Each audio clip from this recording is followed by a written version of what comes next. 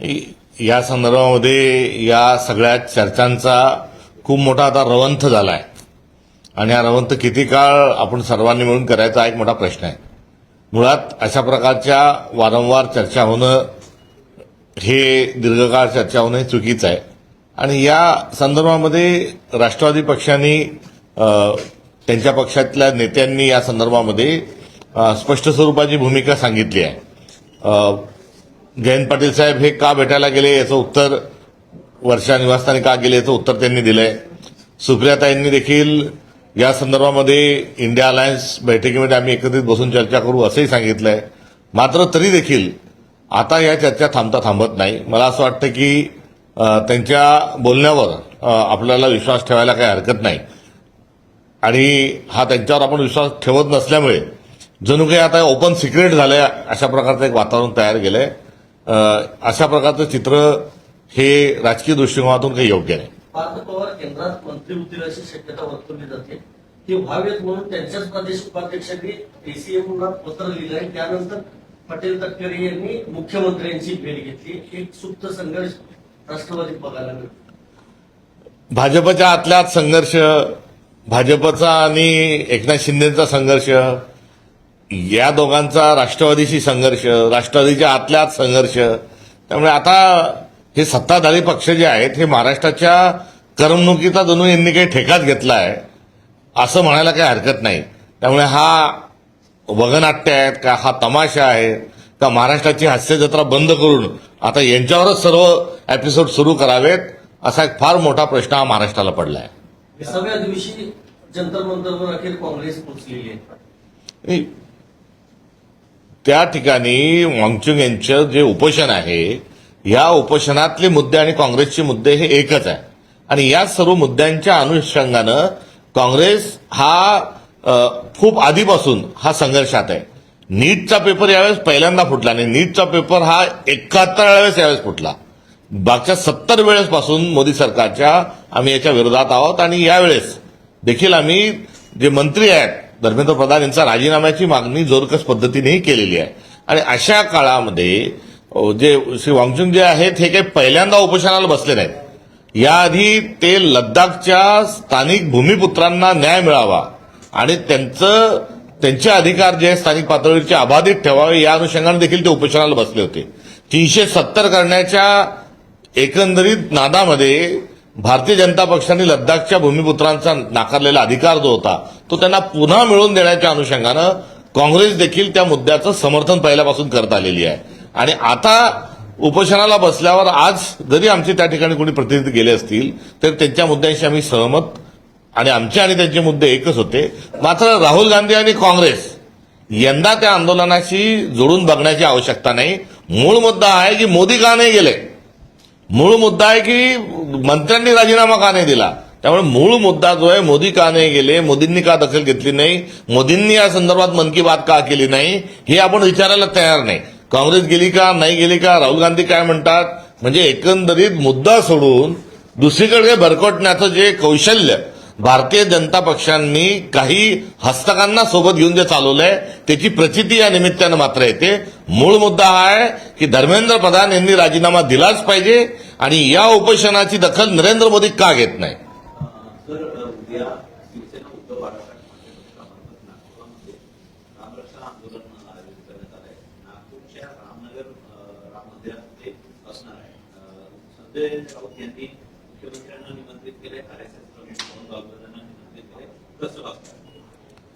रामाच्या एकंदरीत मंदिरामध्ये जी काही चोरी झाली आहे फार मोठ्या प्रमाणावर आहे आणि हे चोरी करणारे राष्ट्रीय स्वयंसेवक संघाचे स्वयंसेवक होते.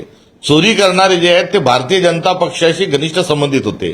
चोरी करणारे जे आहेत यांची नियुक्ती देशाचे पंतप्रधान नरेंद्र मोदी यांनी केली आहे. नरेंद्र मोदींनीच राम मंदिराचं भूमिपूजन केलंय, नरेंद्र मोदींनीच राम मंदिराचं उद्घाटन केलंय आणि नरेंद्र मोदींनीच माहितीच्या अधिकारापासून राम मंदिराचा कारभार वेगळा ठेवलेला आहे. एवढं सगळं नरेंद्र मोदी आणि राष्ट्रीय स्वयंसेवक संघ करत असताना चोरी झाल्याच्या बाबतीत चुप्पी का साधलेली आहे. चंपतराय नावाचा अट्टल दरोडेखोर गुन्हेगार हा त्या ठिकाणी चोरी करतो, धोतर सीसीटीव्हीवर लावतो, सीसीटीव्ही गायब होतात, 1400 कोटीच्या राम मंदिरातल्या वर्गणीचं देणगीचं कुठे हिशोब नाही. ज्या विठा असंख्य भारतातून तयार झाल्या त्याचा कुठे नामोनिशाण नाही. 200 कोटीच्या चांदी सिद्धी समाजाची ती दिसत नाही. अनेक जडे व्यवहारात हे कुठेतरी गायब झालेले आहेत. एवढ्या कोट्यावधीचा भ्रष्टाचार असताना एक थातूर मातूर एसआयटी केली आहे. त्या एसआयटीची हैसियत काय, त्या एसआयटीची अवकात काय, तर ते ताटाखालचे 2 मांजर असणारे 2 अधिकारी त्यात नियुक्त केले.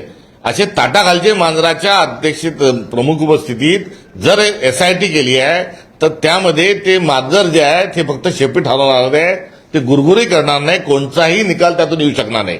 त्यामुळे सुप्रीम कोर्टाच्या न्यायमूर्तीच्या अध्यक्षतेखाली पारदर्शक स्वरूपात या संपूर्ण प्रकरणाची चौकशी व्हावी हा मूळ मुद्दा आहे. आणि या मुद्द्याला आरएसएस भारतीय जनता पक्षी बगल देत आहे आणि रामरक्षेच्या निमित्तानं उभाटाने त्यांना जे निमंत्रण दिलं ते बरोबर आहे. मात्र त्याच्यात धमक आणि हिंमत असेल आणि ते खरंच रामभक्त असतील तर त्यांनी यावं. अन्यथा रामनाम जपना परायणाम अपना हे ब्रीदवाक्य राष्ट्रीय स्वयंसेवक संघाचं आणि भारतीय जनता पक्षाचं झाल्याशिवाय राहणार नाही. मुंह में राम और बगल में दत्तू राम ही त्यांची प्रवृत्ती असल्याचं पुन्हा एकदा सिद्ध होत आहे. महाराष्ट्र प्रदेश काँग्रेस कमिटी मार्फत एक चर्चासत्राचं उद्या आयोजन करण्यात आलंय. अमेरिका या इराण युद्ध व भारतावर होणारे परिणाम कोणकोण उपस्थित असणार? या संदर्भात चर्चा झाली पाहिजे. भारताच्या नागरिकांपुढे सगळी बाजू आली पाहिजे. आपल्या देशाची जी एक परंपरा आहे, आपल्या देशाची जी शक्तिस्थानं आहेत ती आपण ओळखून आपण सत्यावर पडदा न टाकता आपण पुढे गेलं पाहिजे. डोळं असून आपण पुढे गेलं पाहिजे. आता विश्वात्मके देवे ही आपली आध्यात्मिक भूमिका आहे. तर पंडित जवाहरलाल नेहरूंसारख्या माणसांनी जगातल्या सर्व देशांनी एकत्र येऊन कुठेतरी अहिंसक पद्धतीने पुढे गेलं पाहिजे याचं बीजारोपण केलं. तर नॉन व्हायलन्स मुवमेंट सारखी एक मुवमेंट इंदिरा गांधी सारख्या एका व्यक्तिमत्वानं ती पुढे नेली. त्यामुळे आपण या अर्थानं जगामध्ये भारताची एक आध्यात्मिक राजकीय विश्वबंधुत्वाची विश्वमैत्रीची जी भूमिका आहे ती पुढे घेऊन जात असताना सुरक्षा विषयक कुठल्याही प्रकारचं चर्चा आणि डिस्कशन होत नाही. त्यामुळे वर्क लोकली आणि थिंक ग्लोबली हा जो भारतीय माणसाचं जे मनमस्तिष्क असलं पाहिजे तिथे आपण कुठेतरी जात नाही. विश्वगुरूसारख्या थोतांड घोषणा दिल्या जातात आणि त्यावर आपण खरोखर बलसागर भारत हो विश्वात शोभने राहो हे मूल्य जोपासण्यामध्ये कुठेतरी कमी पडतोय.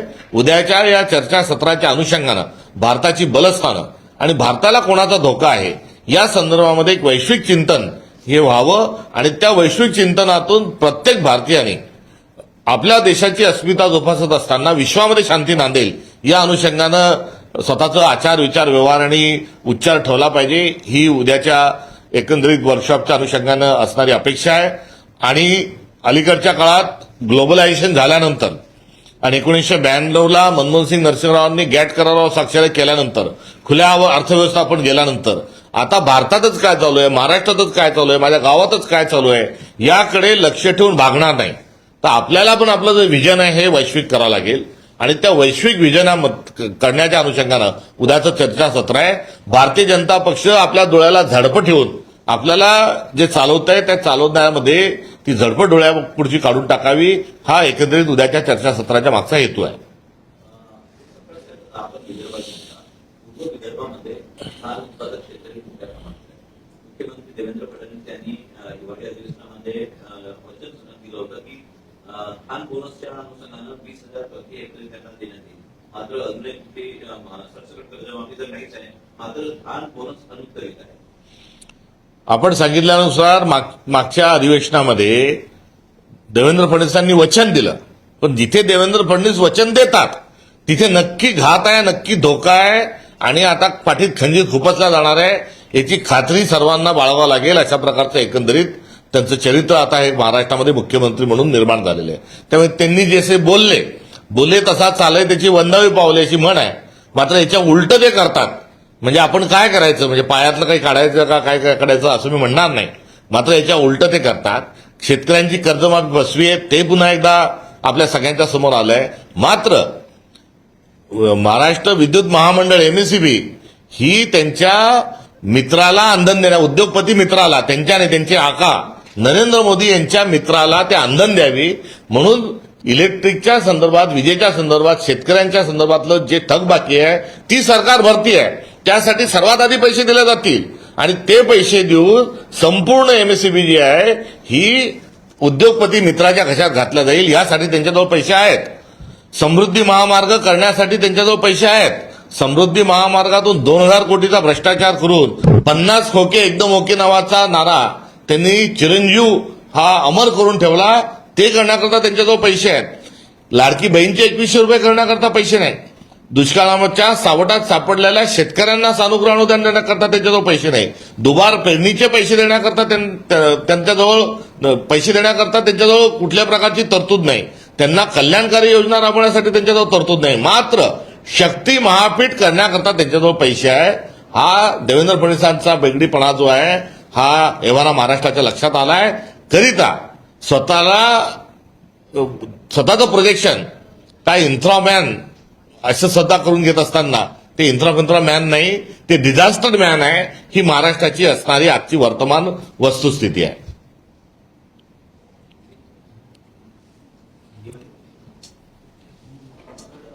राजनीतिक जो घटनाएं सामने आ रही है, लगातार बैठकों का दौर जारी है और इस अटकलें सामने आ रही कि एनसीपी जो है वो एनडीए के साथ जाएगी.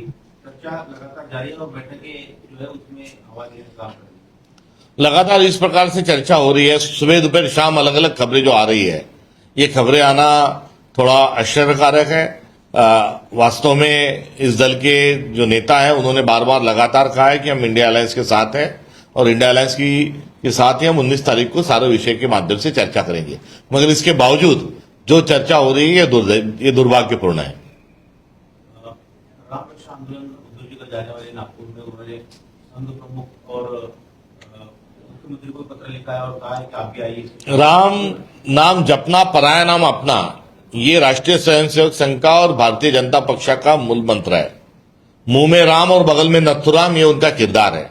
और राम मंदिर में इतनी भयानक कांड होने के बावजूद ना मन की बात के माध्यम से प्राइम मिनिस्टर कुछ बोलने के लिए तैयार है, या राष्ट्रीय स्वयंसेवक संघ ढिंडोरा पीट रहा था कि विश्वस्त मंडल हमारा स्वयंसेवक है, ना उनको राष्ट्रीय स्वयंसेवक संघ निष्कासित करने के लिए तैयार है. तो राम मंदिर का जो भ्रष्टाचार है, ये भ्रष्टाचारियों का सारा संस्कार ये राष्ट्रीय स्वयंसेवक संघ का है और भारतीय जनता पार्टी का ही पाप कि राम मंदिर में चोरी हो रही है. और ऐसे स्थिति में राम की रक्षा करने का एक जो अभियान यूबीटी जो चला रही है उसमें उनको निमंत्रित करना वाजबी है. यदि उनमें हिम्मत है, नैतिकता है, राम के वो भक्त है तो जरूर उसमें वो पधारेंगे.